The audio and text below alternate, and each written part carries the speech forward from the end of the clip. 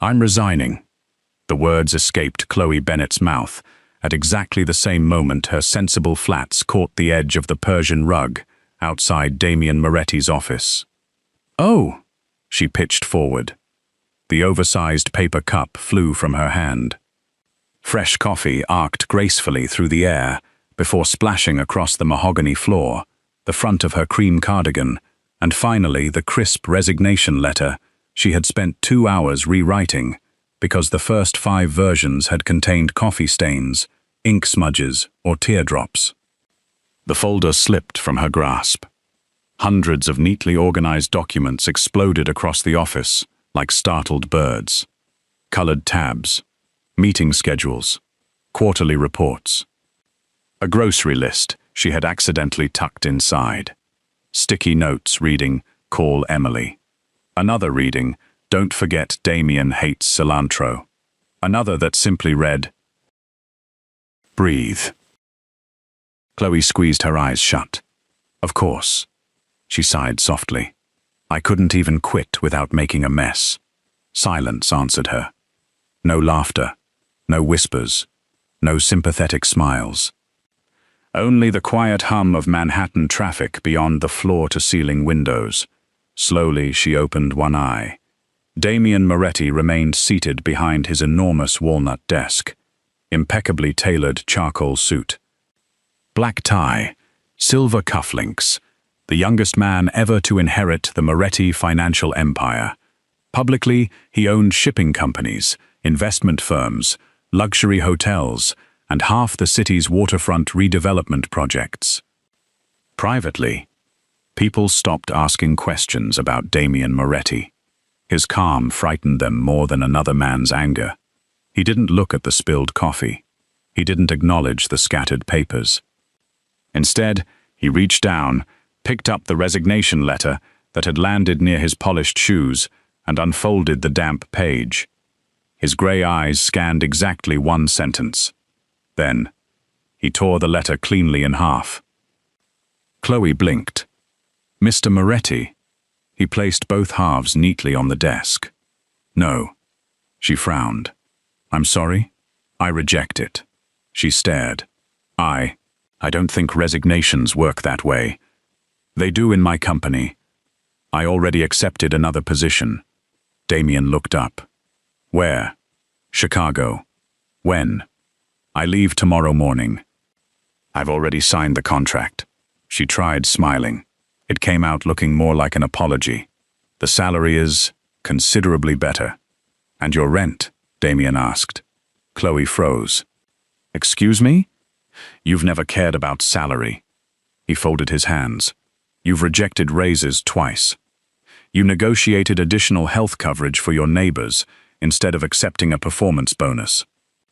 You once argued with accounting because they reimbursed your taxi after you stayed until 3 in the morning. His expression remained unreadable. "So this isn't about money. It's about survival." She swallowed. The office suddenly felt much smaller. My landlord increased everyone's rent again. Her voice barely rose above a whisper. "I can't afford another increase. I've tried everything. A second job. A second job. Freelance bookkeeping. Weekend reception work. She forced herself to smile. "I'm tired." For the first time that morning, Damien's gaze softened almost imperceptibly. "You should have told me," she laughed nervously. "What was I supposed to say?" "Excuse me, Mr. Moretti, I organize billion-dollar mergers, but I might be homeless next month. I didn't want special treatment." "You earned it." "No." She shook her head. "I earned this job. Everything else is my responsibility." For several long seconds, Damien said nothing. Then he pressed a discreet button beneath his desk. The office door opened immediately. Lucas Marino, Damien's security chief, stepped inside. "You called, boss?" Damien never looked away from Chloe. "Who owns her apartment building?" Lucas blinked. "I'm not sure." Damien turned his head slightly. "I wasn't asking whether you're sure. I was asking who owns it." Lucas immediately pulled out his phone. The office fell silent again. Chloe stood awkwardly beside the puddle of coffee. She began gathering scattered papers. "I'm sorry about the carpet." Nobody answered. She picked up another page. And the report. Still nothing. She bent to retrieve another folder. Her elbow bumped the wastebasket. It tipped over. Pens rolled across the hardwood floor. Perfect. Lucas's phone vibrated. "So soon?" Chloe whispered. He answered immediately. "Marino." His expression sharpened. "Address?" He listened. "Current owner." Another pause. "I understand." He lowered the phone. "Boss." Damien finally looked at him. "The building is owned by Pierce Urban Development." "Graham Pierce?" "Yes." Damien nodded once. "Outstanding debt." "Substantial." "Pending lawsuits." 6. "Vacancy rate." 11%. "Residents facing eviction." Lucas checked another message. 43 households. Something cold entered Damien's eyes. "And acquisition cost." Lucas hesitated. "If we move quickly." He named a figure that made Chloe's knees nearly buckle. "That's impossible." Damien ignored her. "Call Daniel Foster." "Our legal team?" "No. Our acquisitions division." Lucas understood immediately. "You want negotiations?" "I want ownership. Today. In the next hour."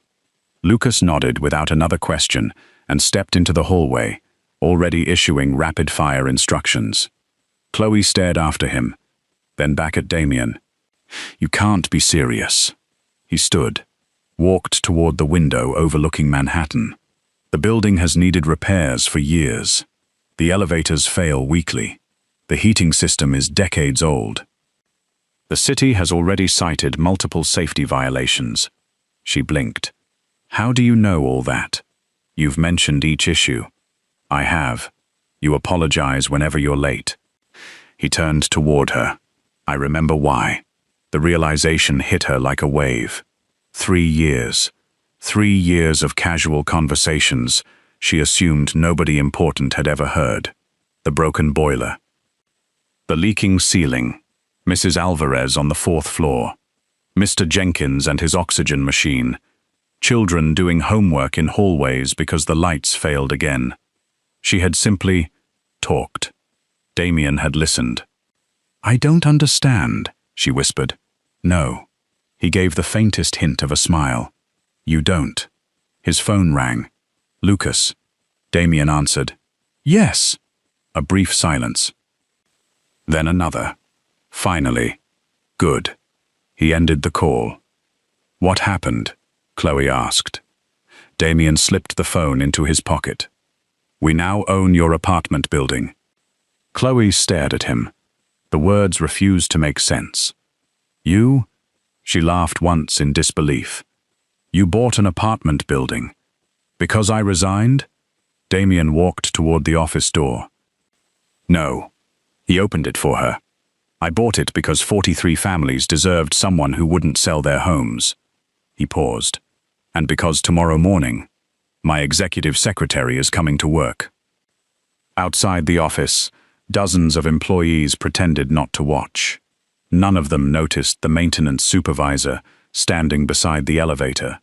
He quietly folded a blueprint into his toolbox, sent a single text message. "The building has changed hands." Within seconds, another reply appeared. "Then accelerate the cleanup. No witnesses. Especially apartment 4B. Chloe barely remembered how she reached her apartment that evening. Her mind replayed the same sentence over and over. "We now own your apartment building." Every time she thought about it, she became convinced she had imagined the entire conversation. There had to be another explanation. Maybe Damien had been joking. No. Damien Moretti had never joked in 3 years. Maybe Lucas had misunderstood. Impossible. Maybe. The elevator groaned loudly before stopping between the 3rd and 4th floors. "Not today." She pressed the emergency button. "Nothing." She sighed. Still broken. With practiced resignation, Chloe squeezed through the emergency hatch after the maintenance override clicked into place. She climbed the final flight of stairs carrying 2 grocery bags, apologizing to an elderly neighbor who insisted on helping. "Leave those to me, sweetheart," Mrs. Alvarez said with a warm smile. "I've got them." "No, really, I'm okay." The plastic bag immediately tore.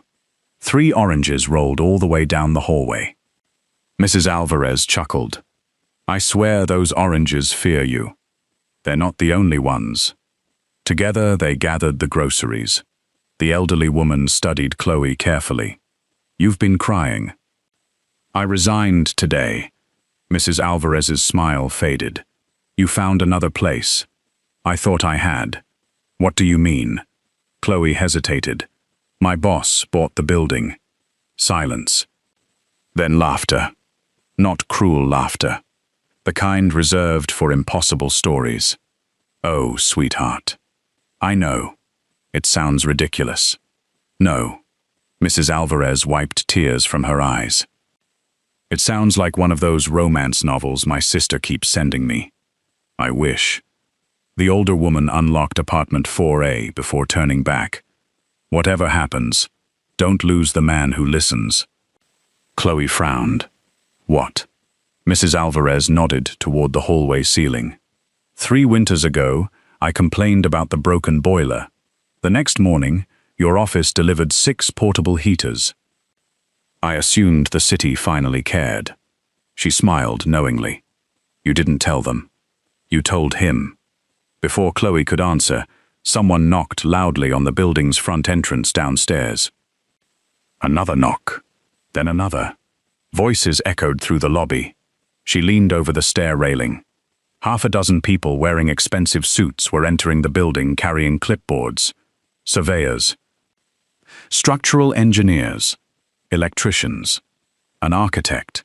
Behind them walked Lucas Marino. Residents slowly opened their apartment doors. Children peeked around corners. Everyone looked confused. Lucas noticed Chloe immediately.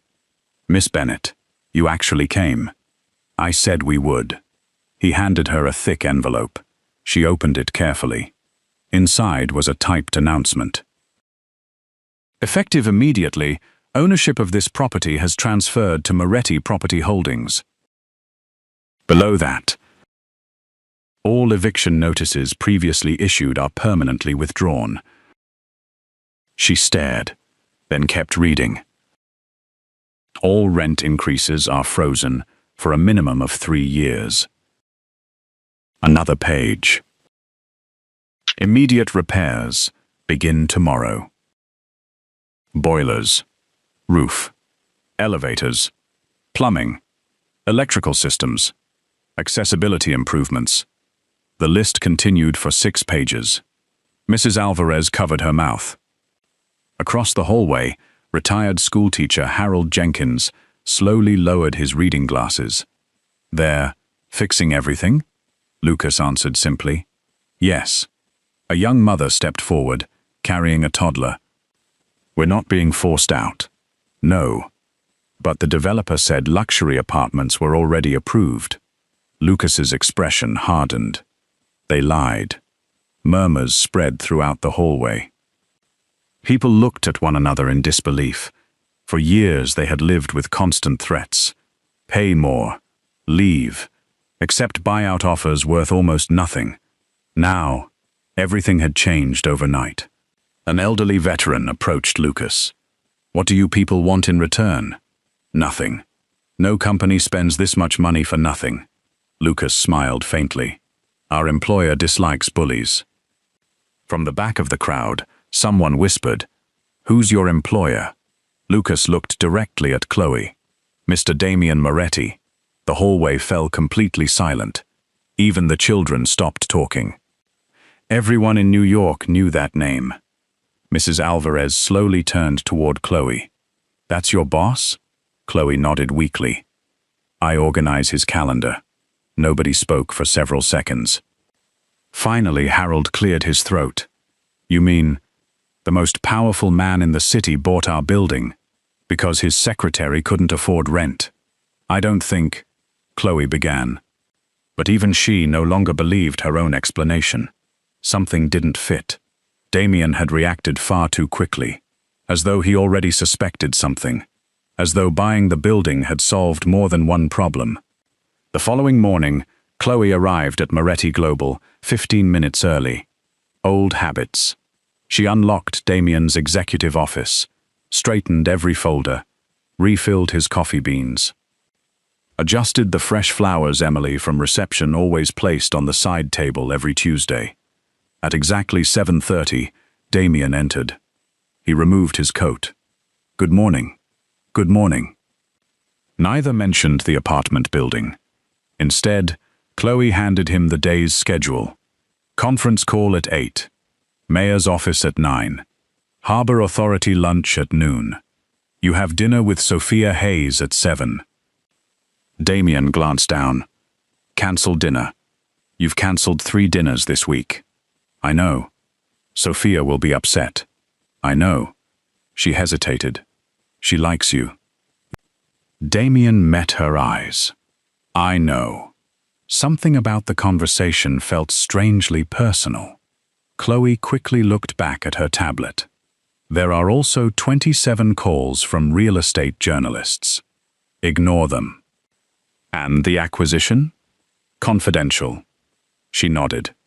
Just as she turned to leave, Daniel Foster hurried into the office, carrying several thick legal binders. There you are. He placed them on Damien's desk. We've reviewed Pierce Urban Development. And? Daniel's usually calm face darkened. The company shouldn't exist. Chloe paused. Neither man seemed to notice she was still within earshot. The financial records don't match. Tax filings are fabricated. Construction invoices were duplicated. Several shell companies receive identical payments. Damien leaned back. Money laundering? We believe so. Proof? Not yet. Daniel opened a folder. But there's something stranger. He slid several photographs across the desk. Old maintenance rooms. Storage basements. Vacant utility offices. These were taken during yesterday's preliminary inspection. Damien studied them. What am I looking at? Nothing. Exactly. The rooms should be full. Maintenance records show decades of archived contracts. Insurance files. Original blueprints. Utility permits. But every storage room is empty.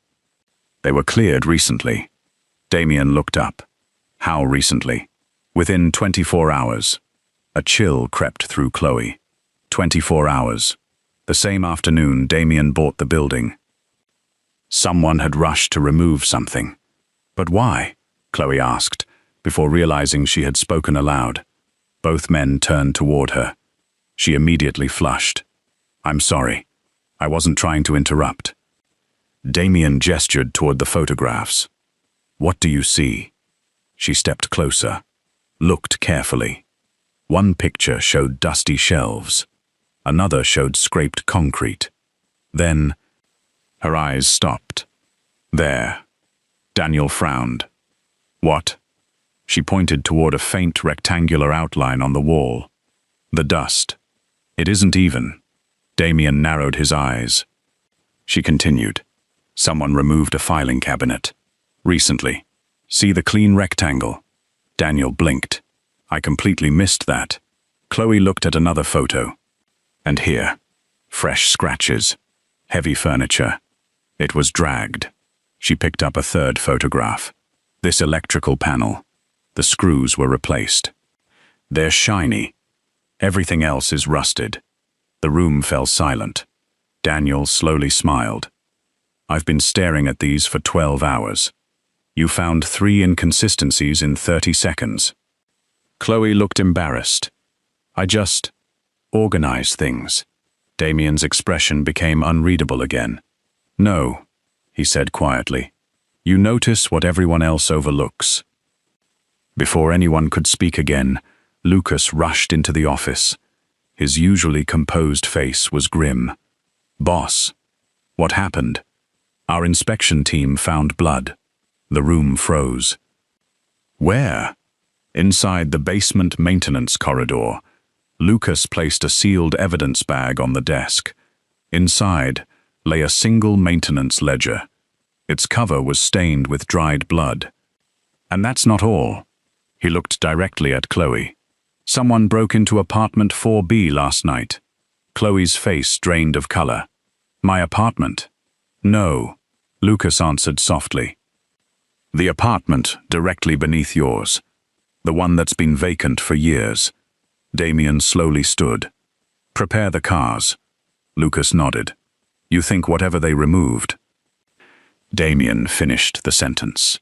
Wasn't everything. He turned toward Chloe. You're coming with us. My apartment? No. His voice became frighteningly calm. The basement. The convoy reached Chloe's apartment building in less than 12 minutes. 3 black SUVs stopped without sirens.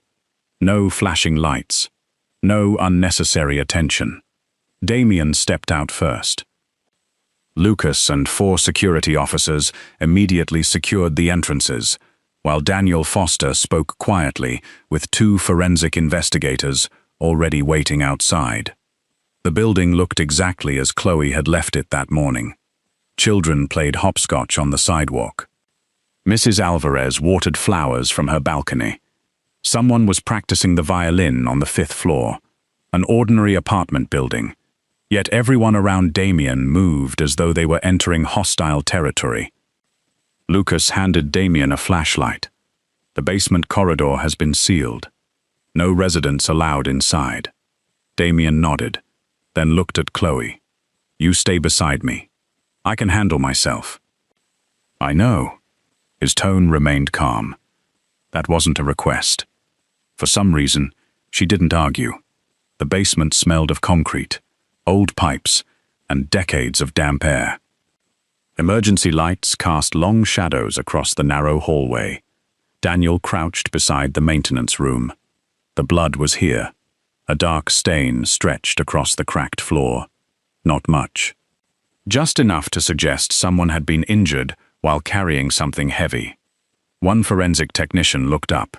No fingerprints. Everything's been wiped. Lucas frowned. They cleaned the scene. They tried. The technician pointed toward the ceiling. They forgot the sprinkler pipes. Tiny reddish droplets clung to the rusted metal above. Whoever cleaned the floor had never looked up. Damien said nothing. Instead, he watched Chloe. She wasn't looking at the blood. She wasn't even looking at the maintenance room. She was staring farther down the hallway, at a stack of dusty cardboard boxes. What is it? Damien asked. I've been down here. Everyone looked at her. About 2 months ago.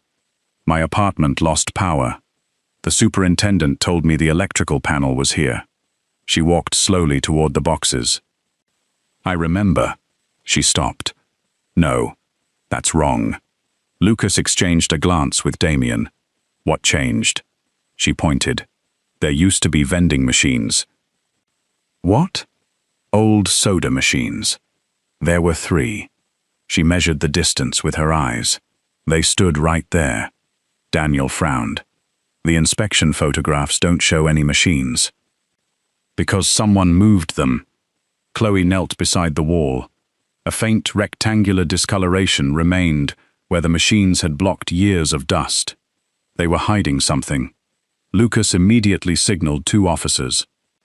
Move everything. Within minutes, the boxes disappeared. Then the old shelving. Finally, the loose plywood leaning against the wall. Behind it, nothing. Just old brick. One officer sighed. Dead end. Chloe wasn't convinced. She walked closer, ran her fingertips across the bricks. This one. Damien stepped beside her. What? It sounds different. She tapped one brick gently. Solid. The next one. Solid. The third. Hollow. Lucas immediately pulled out a thermal scanner. A hidden cavity appeared behind the wall. Daniel whispered, Well, that's interesting. Within moments, a construction worker removed several bricks. A narrow steel door emerged. No handle, only an electronic keypad. Lucas smiled humorlessly. A secret room. Daniel looked stunned. In a residential basement? Damien's expression remained unreadable. This was never about apartments. 30 minutes later, the lock clicked open. The steel door swung inward. Cold air drifted out. Rows of industrial shelving stretched into darkness. Not maintenance equipment, not plumbing supplies, bankers' boxes, hundreds of them, each carefully labeled. Property acquisitions, escrow, insurance. Redevelopment. Daniel picked up the nearest file. His eyes widened. My God. What? These are original deeds. Entire neighborhoods. He opened another. Then another. Every folder contained contracts, eviction notices, forged signatures, transfer records, thousands upon thousands of pages. One investigator gasped. This isn't one building. It's the entire city. Chloe wandered farther inside. Without realizing it, she brushed against a metal cabinet. The drawer slid open. Stacks of maintenance ledgers filled the shelves. She smiled faintly. Finally. Daniel looked confused. What? Maintenance records. I've been wondering why they disappeared. She began flipping through them. Year after year. Repair invoices. Boiler inspections. Plumbing reports. Nothing unusual. Then, one ledger felt heavier than the others. She frowned. The pages stopped halfway. She pressed gently against the back cover. Click. A hidden compartment opened. Inside rested a flash drive and a slim black notebook. Lucas immediately reached for them. Don't touch. Damien stopped him. He looked at Chloe. You found it. She blinked. I just opened the book. No, Damien said quietly. You noticed what everyone else ignored. Daniel inserted the flash drive into an encrypted laptop. Lines of financial records filled the screen. His breathing slowed, then stopped altogether. Boss. What? This isn't ordinary laundering. Graphs appeared. Property purchases, shell corporations, foreign wire transfers, campaign donations, construction contracts. The same money traveled through nearly 20 companies before returning to Pierce Urban Development as supposedly legitimate redevelopment income. Daniel whispered, They've been laundering billions. Lucas leaned closer. For whom? Daniel clicked another folder. The answer appeared instantly. Not Pierce. Not investors. A different name. Ross International Logistics. Lucas's jaw tightened. Vincent Ross. Damien nodded once. One of the few rival syndicate leaders powerful enough to challenge the Moretti organization. Daniel continued scrolling, then suddenly froze. There are employee surveillance files. What? They investigated everyone. Photographs filled the screen. Building residents, maintenance workers, delivery drivers, tenants. Each file included routines. Employment, financial stress, medical histories, people most vulnerable to pressure. Then, a familiar photograph appeared. Chloe. She stared silently at her own face. Leaving for work, buying groceries, helping Mrs. Alvarez carry laundry, walking children home from school. Someone had followed her for months. Daniel opened the report. Employee name: Chloe Bennett. Threat assessment: low. Occupation: Executive Secretary to Damien Moretti. Recommendation: ignore, harmless. The room became completely silent. Lucas looked from the screen to Chloe. They thought you were harmless. She forced a nervous laugh. I usually am. Damien never smiled. They underestimated you. Daniel continued reading. Then his expression changed again. There's another file. This one's encrypted separately. Lucas folded his arms. Open it. After several attempts, the encryption broke. A single document appeared. Its title alone chilled the room. Operation Empty Towers. Below it, a schedule. 7 apartment buildings, 4 nursing homes, 3 community centers, all marked for demolition after forced evacuations. Total projected displaced residents: 2,184. Expected laundering profit: $1.7 billion. Chloe covered her mouth. They were going to erase entire neighborhoods. Daniel nodded slowly. And your resignation accidentally stopped them. Before anyone could process what they had found, Lucas's radio crackled violently. Boss. Static. Then another voice. Shots fired. Everyone froze. Lucas grabbed the radio. Location. Outside. South entrance. They're here. Almost simultaneously, every light in the hidden archive went dark. The basement plunged into complete blackness. Only emergency exit signs glowed red through the silence. Then, a single gunshot echoed upstairs, followed by terrified screams from the lobby. Damien pulled Chloe behind him in one swift motion. His pistol appeared in his hand, as though it had always been there. His voice remained terrifyingly calm. They know we found the evidence. Darkness swallowed the hidden archive. For half a second, nobody moved. Then Damien's voice cut cleanly through the silence. Emergency lights. Tiny red backup lamps flickered to life. Not bright enough to illuminate the room. Just enough to reveal silhouettes. Lucas already had his weapon drawn. 2 security officers formed a protective circle around Daniel and the evidence boxes. Damien stepped in front of Chloe. She looked at the pistol in his hand. It was the first time in 3 years she had seen the other side of the man everyone whispered about. There was no panic, no anger, only terrifying control. Another burst of gunfire echoed upstairs. Then came the sound of shattering glass. Lucas pressed a finger to his earpiece. Report. Static. Then, 3 armed men entered through the south lobby. A pause. They're not shooting residents. They're heading downstairs. Daniel looked up sharply. They know about the archive. They don't care about us. They want the evidence. Damien nodded once. They're already too late. He looked at Chloe. Take the flash drive. She blinked. What? The notebook too. But, if anything happens... His voice remained calm. Those 2 items leave this building. She reluctantly accepted both. Her hands trembled. I've never carried evidence worth billions of dollars. Damien's eyes softened for the briefest moment. I wasn't talking about the money. Heavy footsteps thundered above them. Closer. Closer. Someone shouted. Another crash. Then silence. Lucas raised 3 fingers. They're coming. 1, 2, 3.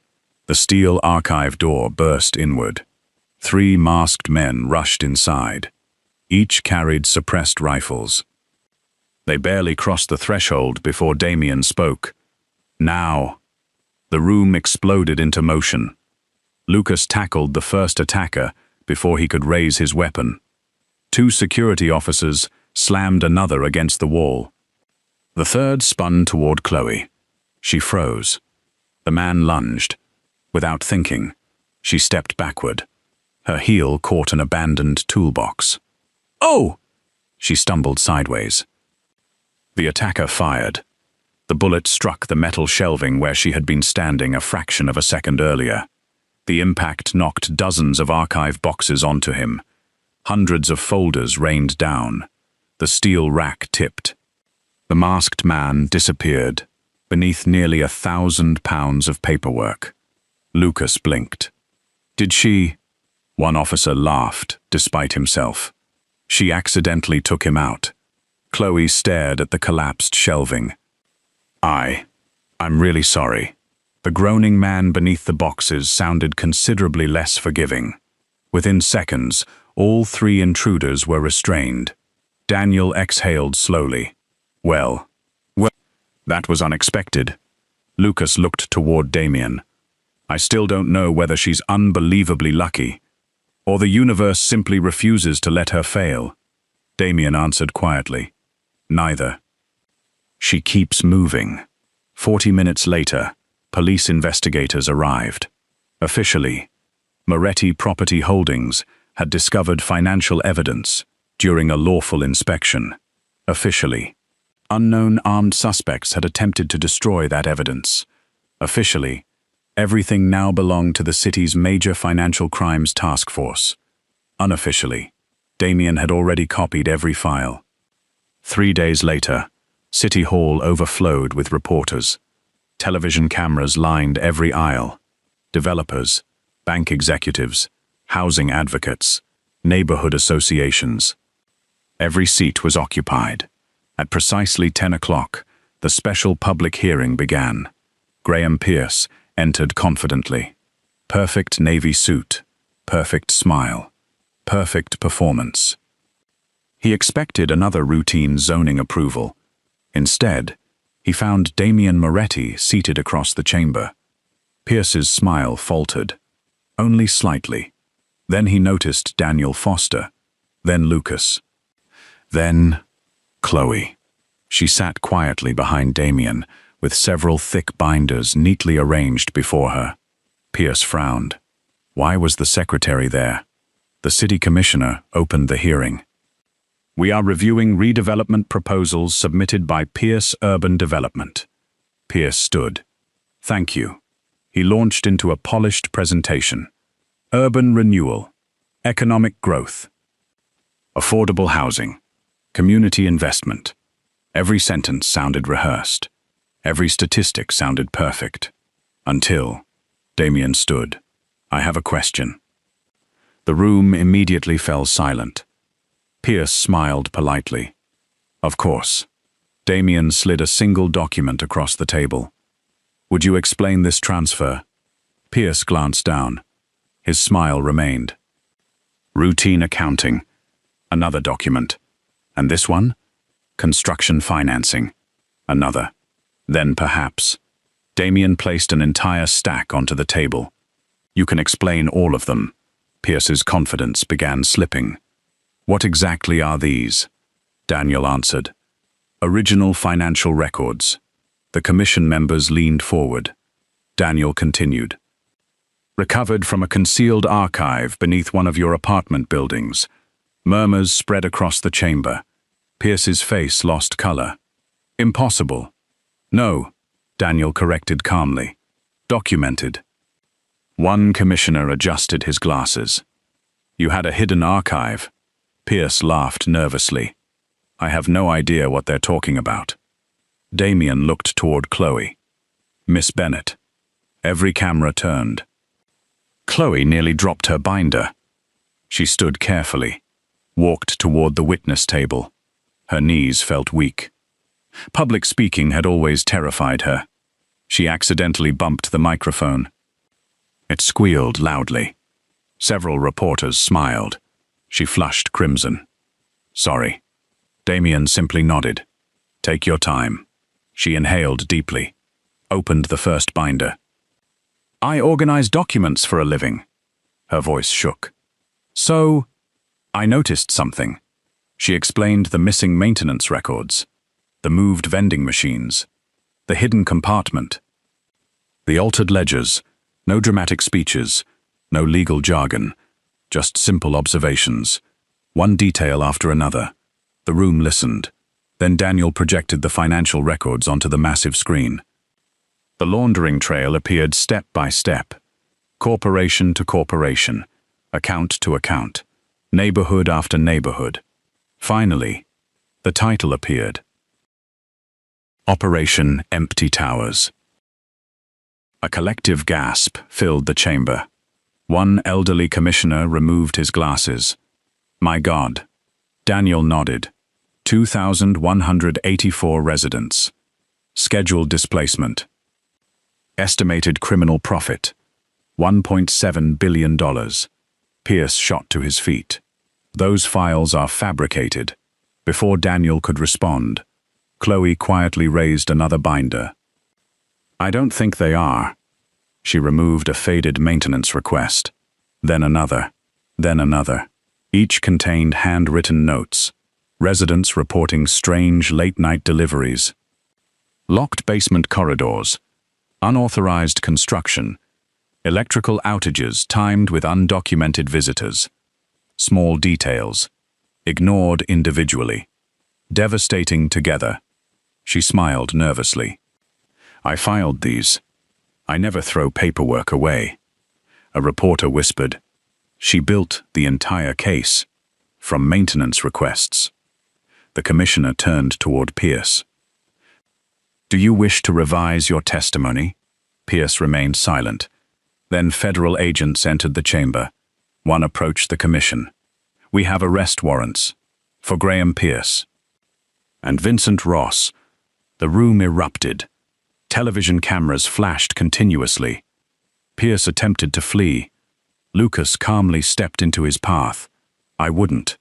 Seconds later, handcuffs clicked around Graham Pierce's wrists. Across the chamber, applause slowly began. One person, then another. Soon, the entire public gallery was standing.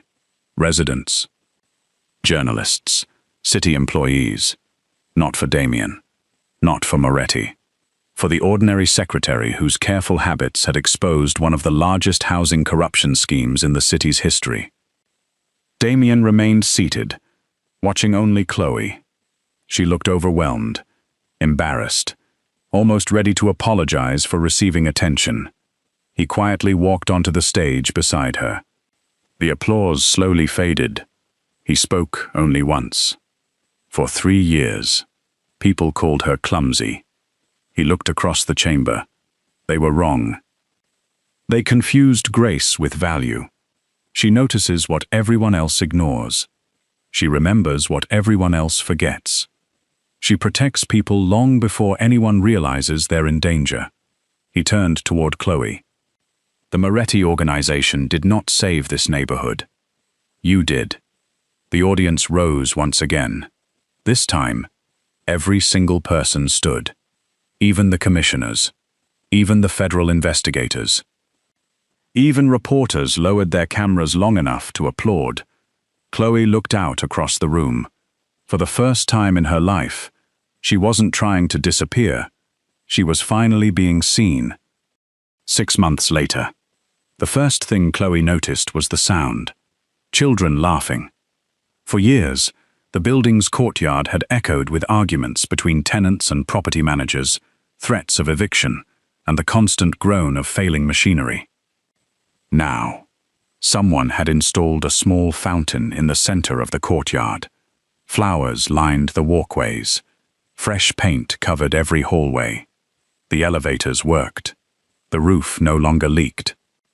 Even the old brick facade had been carefully restored instead of replaced. It still looked like home. Only now, home looked loved. Chloe smiled as Mrs. Alvarez hurried across the courtyard. There she is. Before Chloe could react, the elderly woman wrapped her in a warm hug. I saw you on television again. Oh, it was only... No, Mrs. Alvarez interrupted. It was everything. Within moments, more neighbors appeared. Harold Jenkins, the young mother with her little daughter, college students from the 5th floor, the retired firefighter from apartment 2C. Each greeted Chloe as though welcoming home a member of the family. Not a tenant, a hero. Harold shook his head with a grin. You know, I spent 3 years thinking you were simply the nicest person in the building. He laughed. Turns out you were secretly taking down billion-dollar criminals. Chloe laughed nervously. I honestly wasn't trying to. We know, Mrs. Alvarez smiled. That's why you did. Across the street, a familiar black sedan quietly pulled to the curb. Damien watched the courtyard through the window. Lucas stood beside him. You could have gone inside. I will. Lucas folded his arms. You've delayed this meeting 3 times. Damien remained silent. You've negotiated with international financiers, faced rival syndicates, testified before federal investigators. Lucas looked amused. But asking one woman to dinner terrifies you. Damien gave him a dry look. I am not terrified. Lucas smiled. No. You're only sitting in a parked car, rehearsing conversations. Damien glanced toward him. I dislike you occasionally. I know.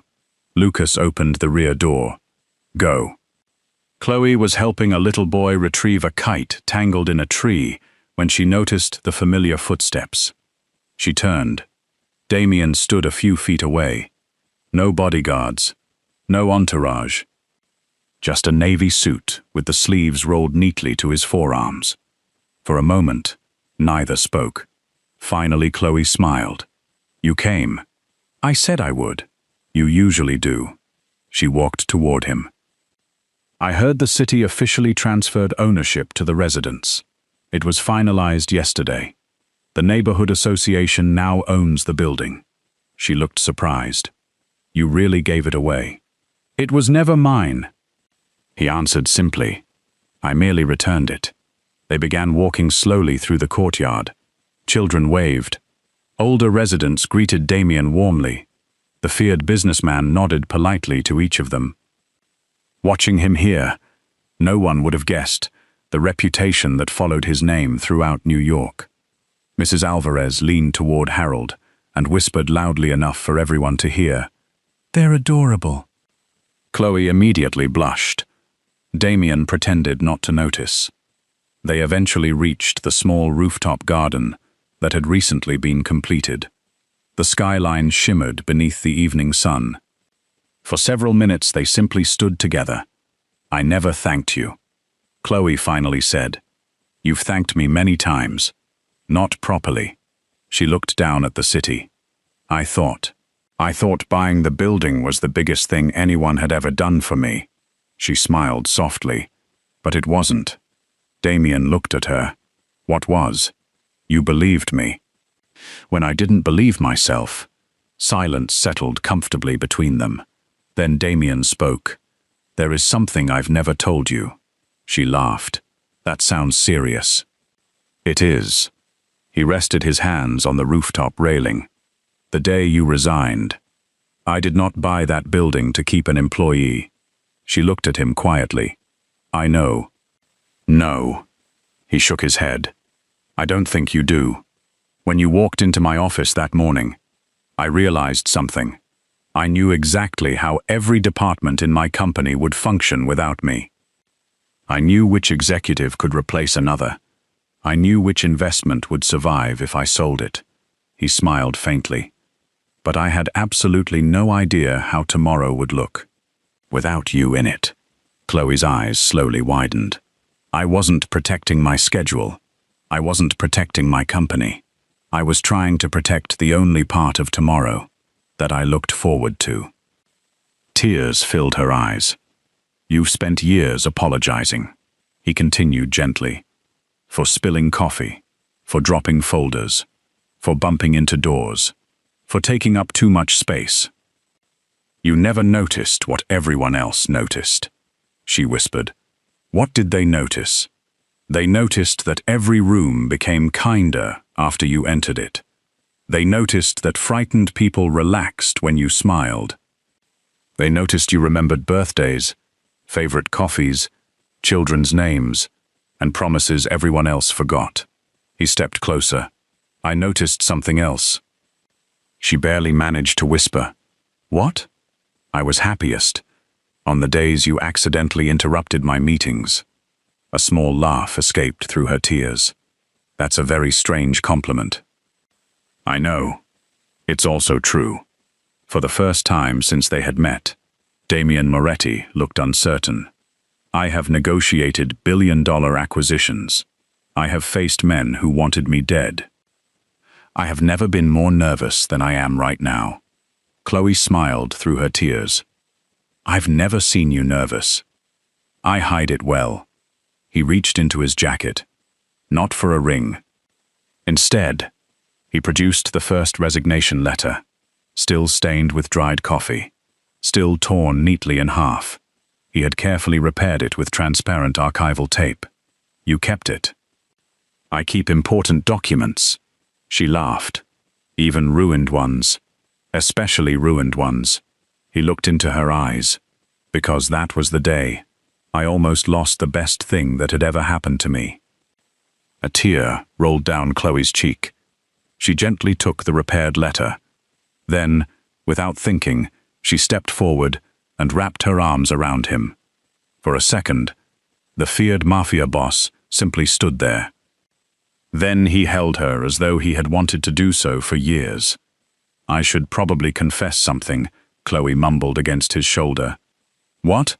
I accepted the Chicago job because I thought I wasn't important here. Damien rested his forehead gently against hers. You were wrong. I know, she smiled. I finally know.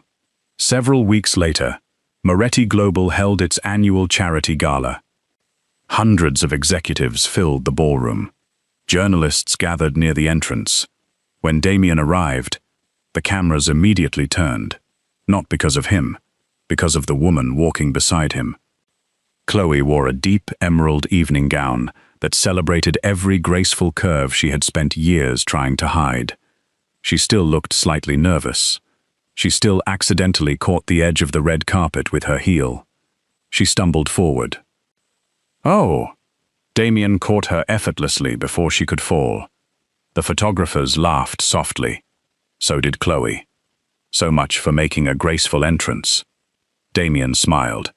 I disagree. He offered his arm once more. You've always had my favorite entrance. Together they walked into the ballroom. Not as a mafia boss and his secretary, not as billionaire and employee, but as equal partners, one who built empires, the other who reminded everyone why they should exist. Sometimes the world mistakes quiet kindness for ordinary, until the right person finally sees it. And once someone truly sees your worth, no amount of money can measure your value. Because the greatest fortunes are never built from buildings. They are built from people who quietly hold everything together. If this story touched your heart, let us know in the comments. Which moment made you believe Damien had already fallen in love with Chloe long before he admitted it?